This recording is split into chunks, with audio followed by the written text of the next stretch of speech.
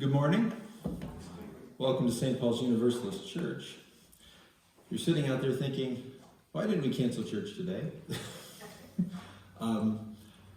Where I live, there's a lot of trees, so it didn't look that bad. I was watching the plows and the Amish go up and down. And Steve and Mark and I were consulting, and Mark and I both working in schools. The final deciding factor was, would they close school today if this were a school day? And this probably would have been, maybe a 2-hour delay at best. You know, I live way out in the country, so it's slick driving, and then I get to the state highway, and I'm like, oh yeah, that's why they didn't cancel school. There have been many mornings like that. The other thing is, I'm going to be preaching on a bunch of guys that went out of their way on a difficult journey, and so I figured, how could I not show up for church given that was the topic? In the way of announcements, I know the church newsletter is out. It's on the back table. If you take a copy, please sign your name so you don't end up getting 2 copies, and there are copies left for others. Anybody else have anything they want to share? Gosh, it seems like I haven't seen any of you since last year. That joke never gets old, especially with my students. All right, hearing none, let us proceed to our choir call to worship.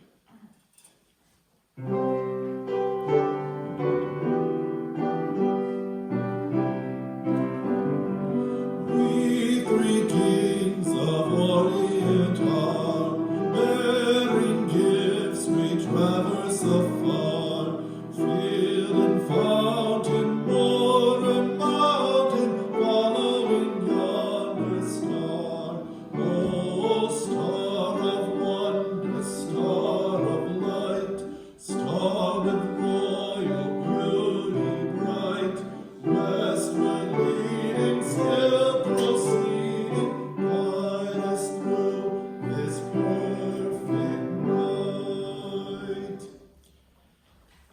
I open our first service of the new year with these words of Aaron Stockwell. In this new year, let us be amazed. Let us search for new life and hope in our midst. Let us nurture creativity in every form. Let us be reminded that new insights of the universe are always being made. In this new year, let us be amazed.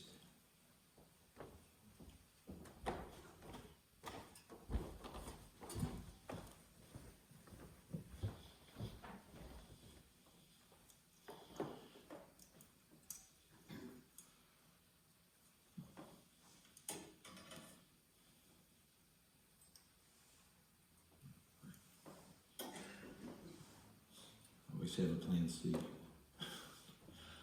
Please join me as I attempt to light the chalice. May this flame, symbol of transformation since time began, fire our curiosity, strengthen our wills, and sustain our courage. And our opening song is number 249.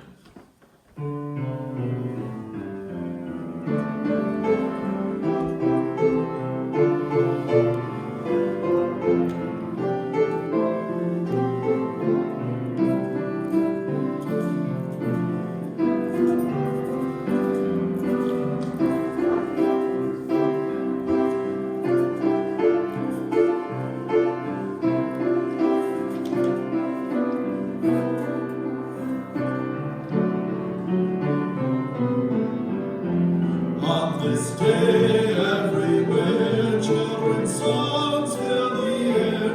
Greet the child new and fair, Christmas gifts so holy, born in stable lowly. Ide-o, oh, oh, ide-o, oh, oh, ide-o, gloria, in excelsis Deo. Sweet the babe, stranger's bread, manger's head, round his head, cattle there in the shed, Mary, Joseph by him, shepherds drawing nigh him.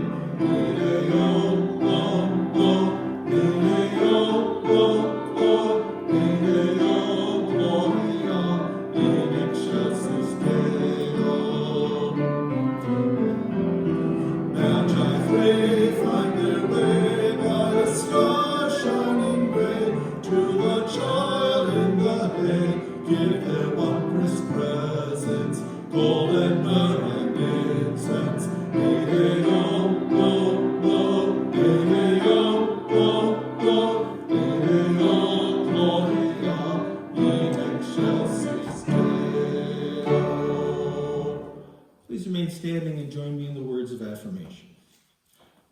the doctrine of this church.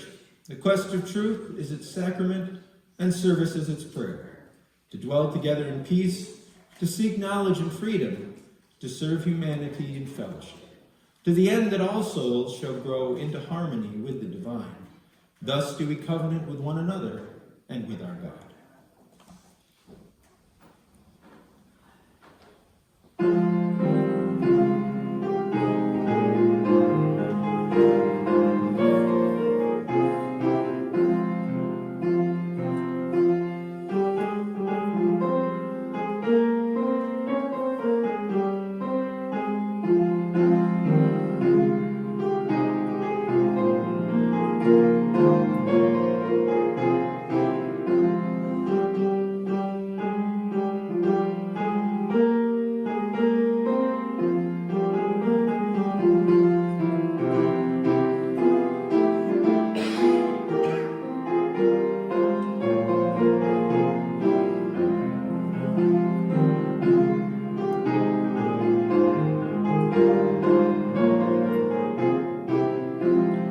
Three great kings I met an early morn, with all their retinue were slowly marching.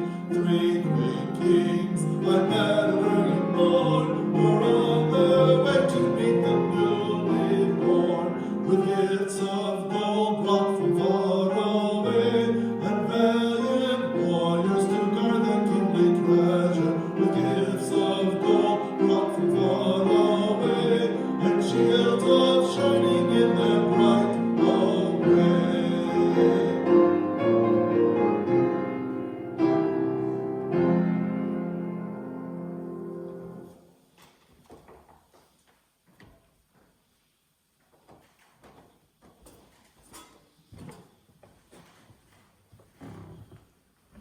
We are now at the time of the service where we share joys, sorrows, and concerns.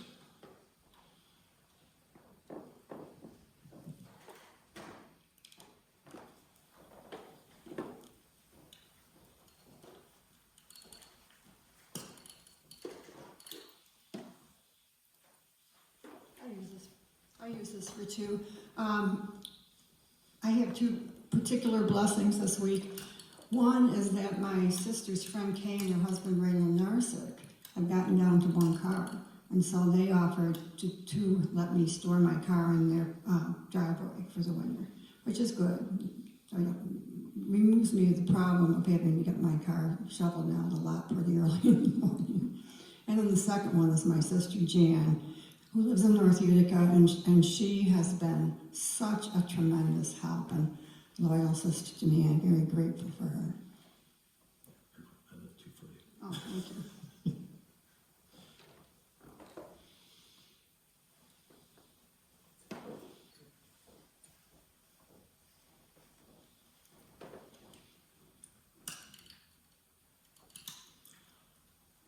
I think I mentioned it in newsletters or online, but I don't know if I got to mention it the last time we were here on Christmas Eve, because we were busy with Christmas Eve, but I want to give a special thank you to Steve Smith, Mike Evans, and, sorry, I'm trying to remember the plumber's name, Meetop, right?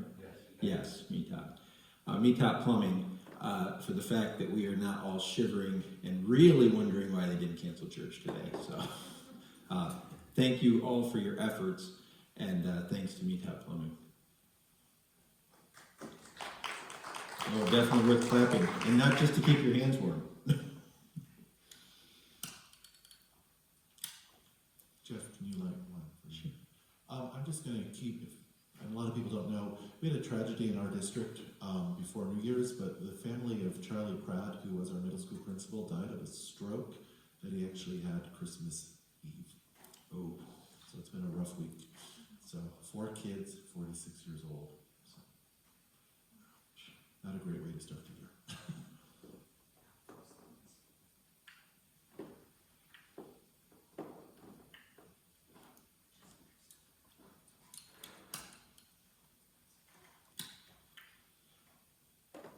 And as is our tradition, we light a final candle for any joys, sorrows, or concerns that go unspoken, but remain in our hearts and minds.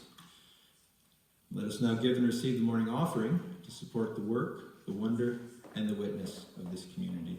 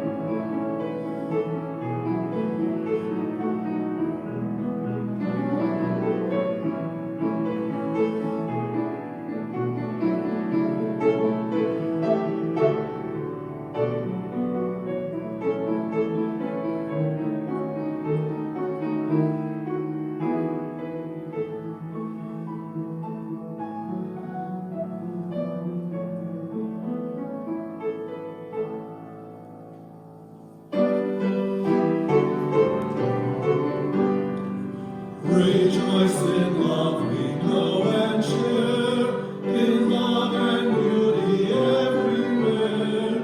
Rejoice in truth that makes us free, and in the good that yet shall be.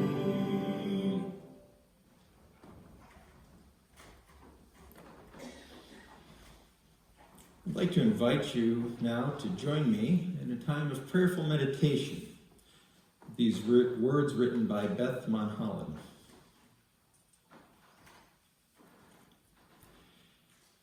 In this new year, may we leave behind the weight of unfulfilled resolutions, of unrealized dreams, and of unrealistic expectations.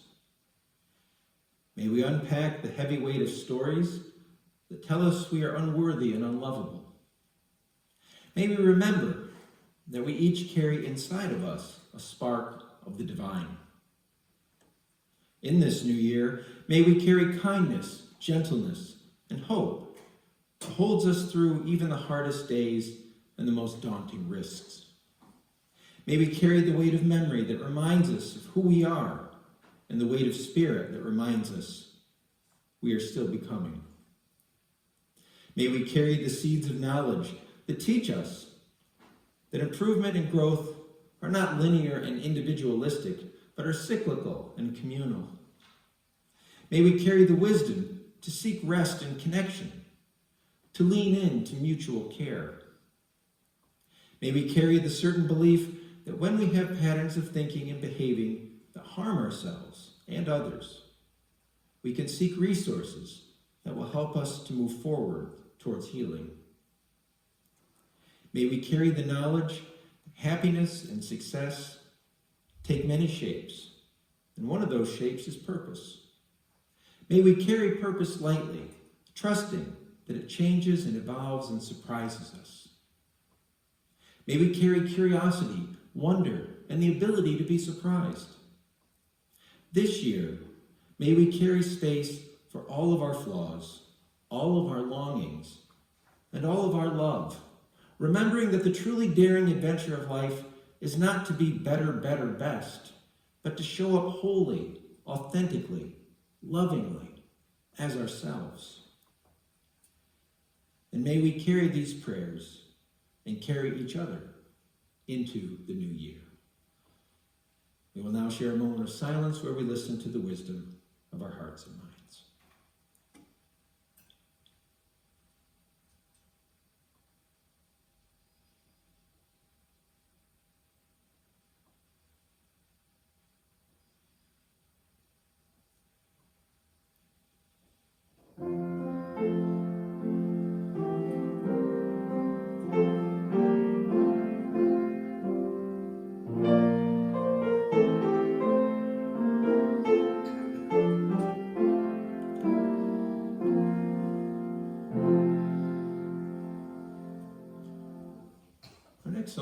56.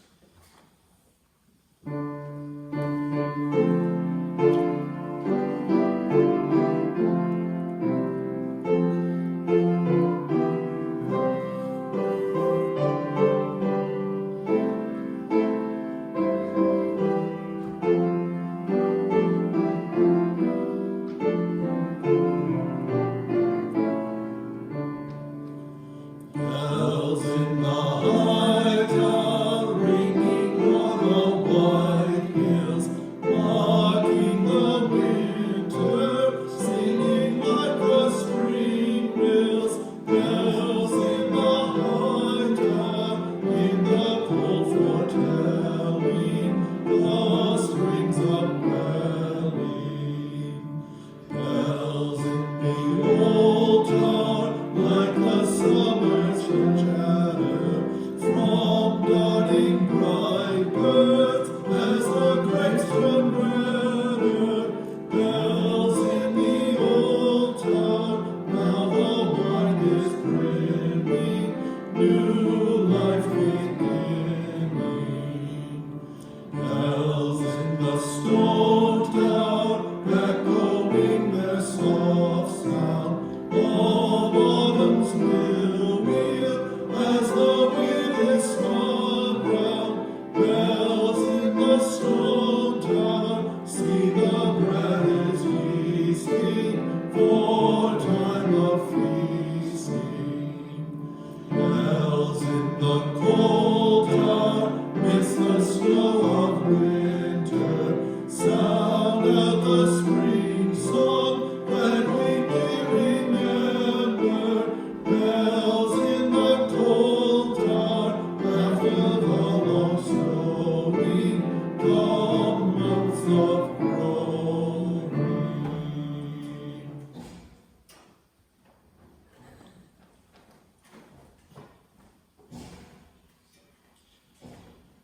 Have you taken your decorations down yet?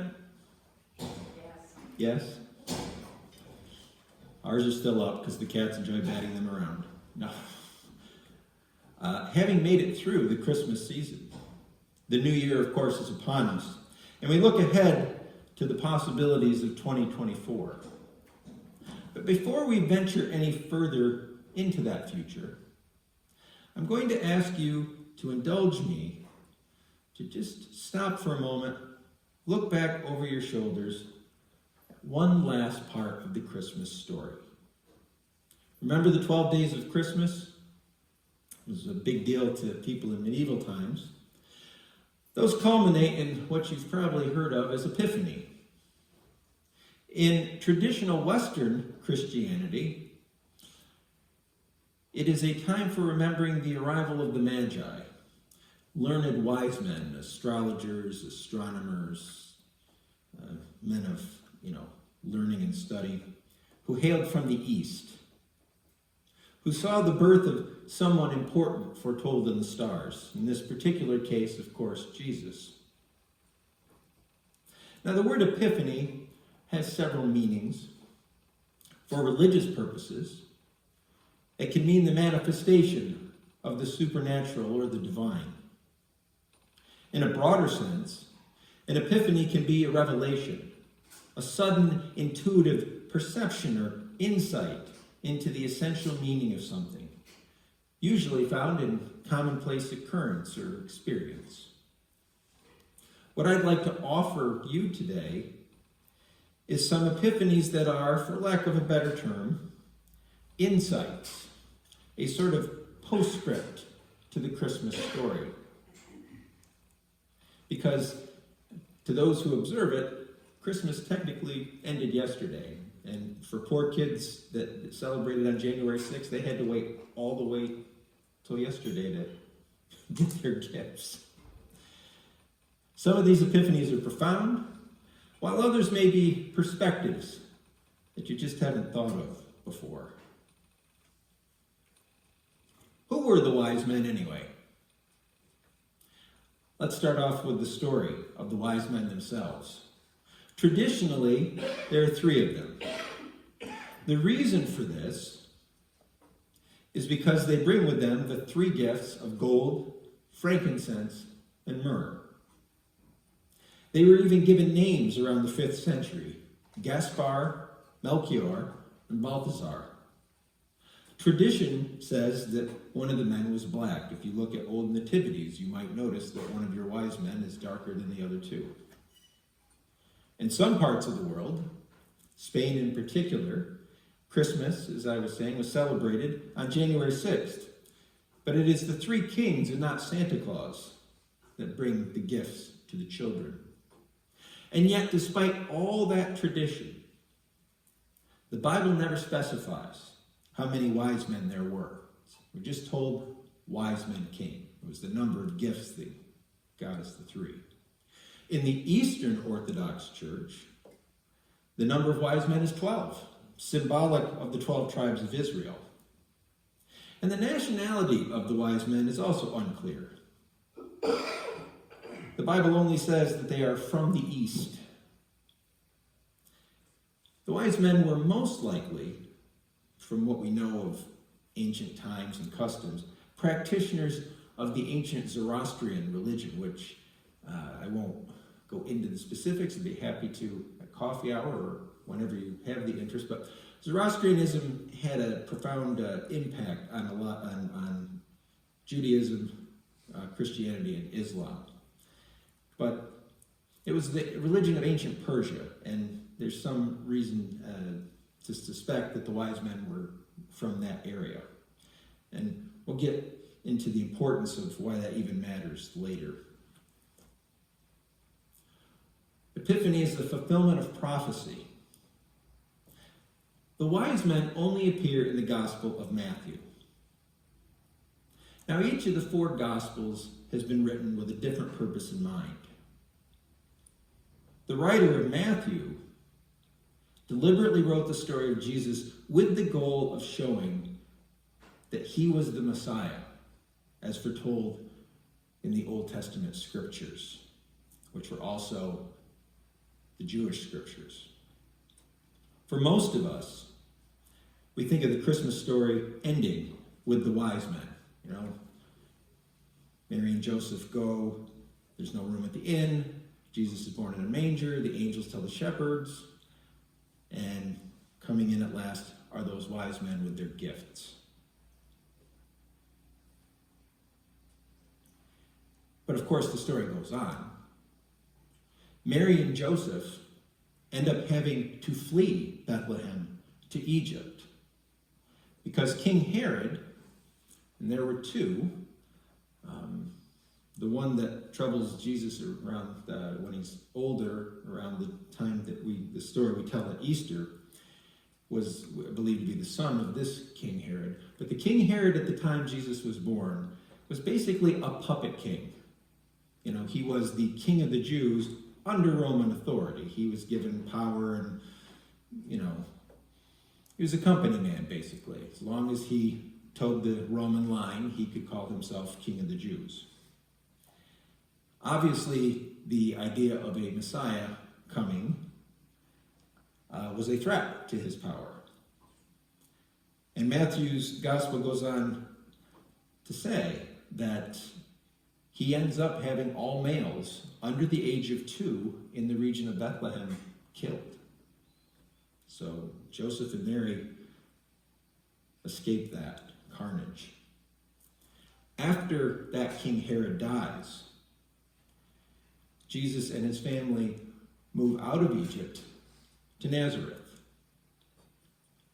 And all of these things are referenced in the Old Testament. And if you read the passages after the Christmas story, there's a lot of, you know, this happened because it was written in the scriptures, this. And this happened, and as it was written, this.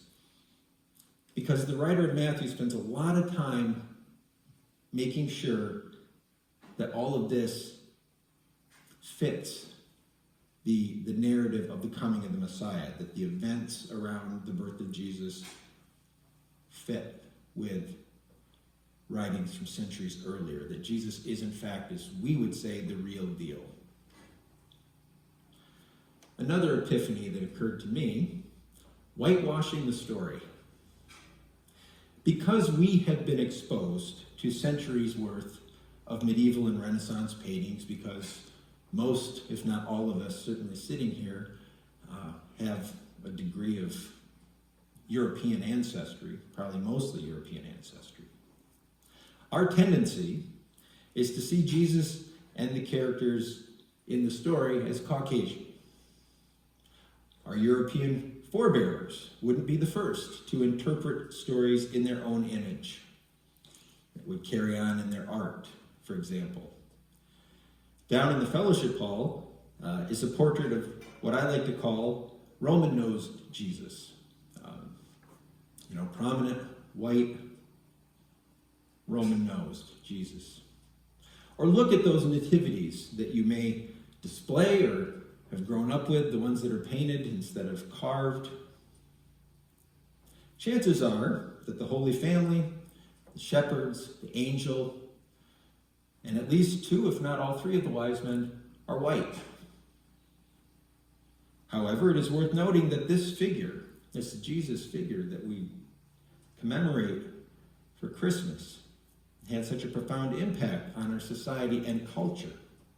And Mary and Joseph and the wise men and the 12 disciples and all the other people in those stories that we may have heard growing up or in Sunday school, none of those people were white. None of them. They were brown-skinned people of the Middle East and Mediterranean regions. Now, I make no apologies for being white, and neither should you. Okay, it's a skin color. We all have it.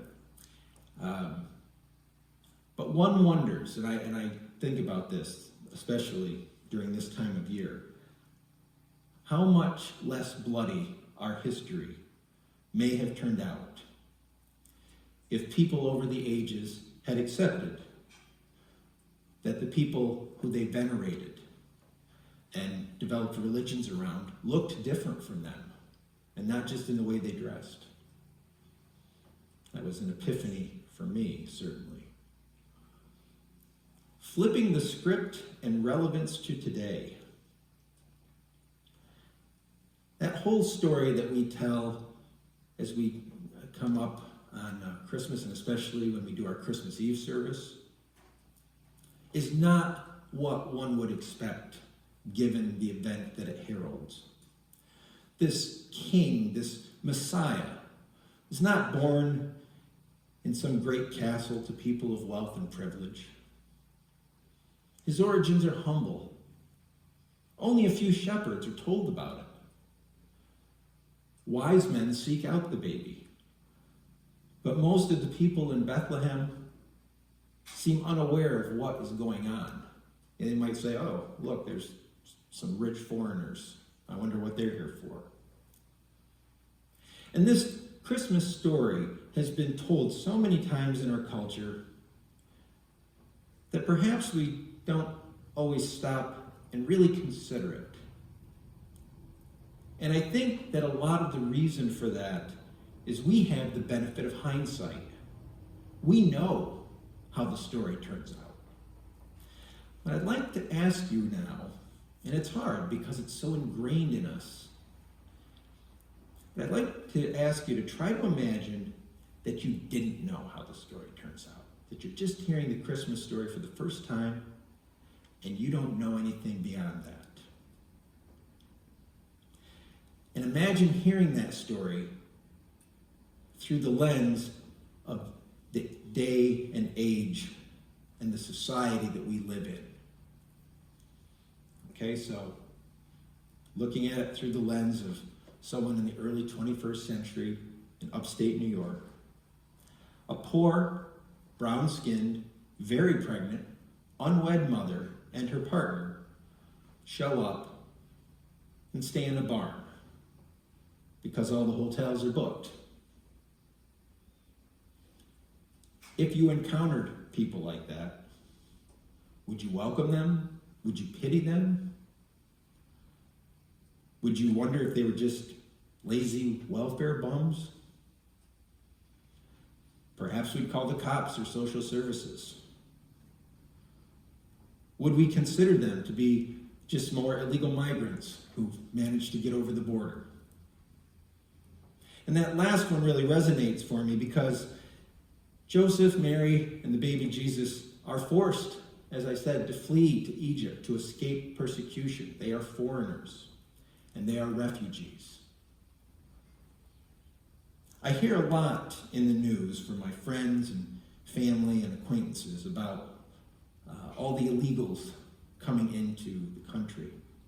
And the question I find myself asking is, how bad do things have to be in their own countries for people to come here knowing that they're probably not going to be well received? The God of Mary and Joseph, the God of Judaism and Christianity, is very big. And this kind of gets glossed over in modern times. But if you comb through the Old Testament, God is very big on welcoming the foreigner and the stranger. He is constantly, almost like when your parents would get on you about something and you'd be like, okay, Dad, I get it. Constantly reminding the Jewish people after they were in Egypt that, you will welcome the stranger and you will welcome the foreigner because you were foreigners in the land of Egypt that I liberated you from. He's constantly putting that before them.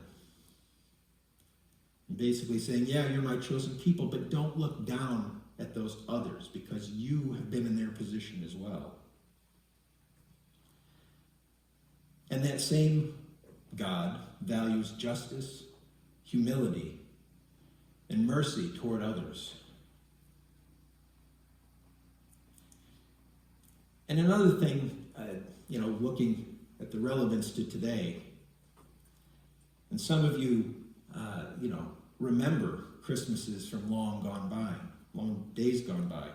I remember I was asking, I think, Alice and Ann, when the commercialism hit. And they said after the war. I don't know, those of you that were coming of age after the war, was that, I don't know, I'm looking at poor Pat and Marty.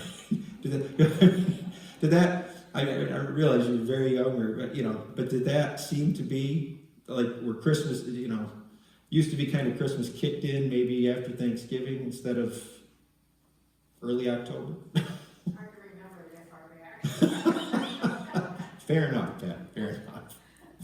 But our society claims and gets a lot of mileage out of Jesus being the reason for the season. But it instead seems to place the emphasis on the Magi because they gave gifts to Jesus. The line of reasoning goes, just as they gave gifts to Jesus, we should give gifts to our loved ones. But of course, Jesus didn't come into the world to stimulate the economy. He came to teach and provide an example of how to live a better life. He was never wealthy. He did give generously in different ways. Never threw his power around, rarely lost his temper. Just all things that, our society claims should be valued at Christmas time, but sometimes gets lost in the commercialism. And then this one, universalist right from the start, right from the get-go. Specific to Christianity, Epiphany represents the manifestation of the Messiah to the Gentiles. That's what, from a theological standpoint, Epiphany means. Jesus was Jewish, but the wise men, as I said before, were likely Persians who followed Zoroastrianism. They were not Jews, and at that point there were no Christians or Muslims. So one takeaway from this is that the arrival of the Messiah is not only for the Jewish people. And this is underscored when the angels appear to the shepherds on the night Jesus is born. They say, "Do not be afraid, for see, I am bringing you good news of great joy for all the people." And again, this event, this ministry, this teacher who will come out of Bethlehem, those teachings are for everyone, not just an exclusive group. And perhaps that is the biggest epiphany of the Christmas story. Its universalist quality. This story, And all that came out of it is for all the people. And it is a story of love and hope in the face of tyranny and oppression. It is not a story of fear. And that right there, to me, is the heart of traditional universalism. Something for everyone. Something about love that overcomes fear. A story of hope, love, and an absence of fear that is to be shared. To give light to a world that has always seemed to need it. May it be so. Our closing song is number 350.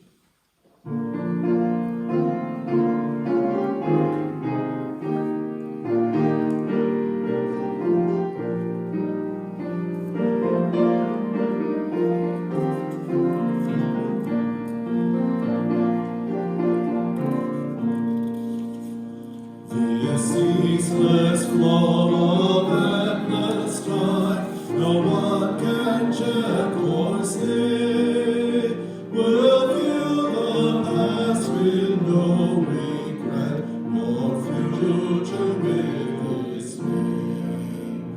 The present slips into the past, and dreamlike melts away.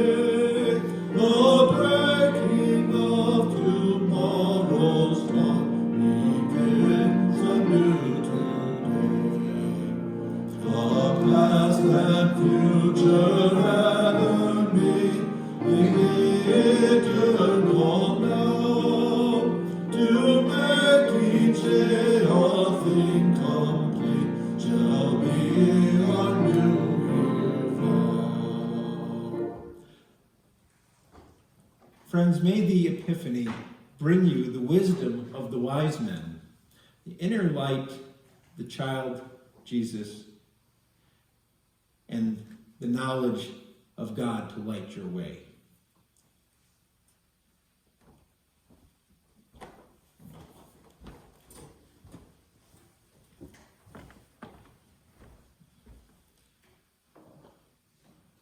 Please join me in the words. We extinguish this chalice flame, daring to carry forward the vision of this free faith, that freedom, reason, and justice will one day prevail in this nation and across the earth.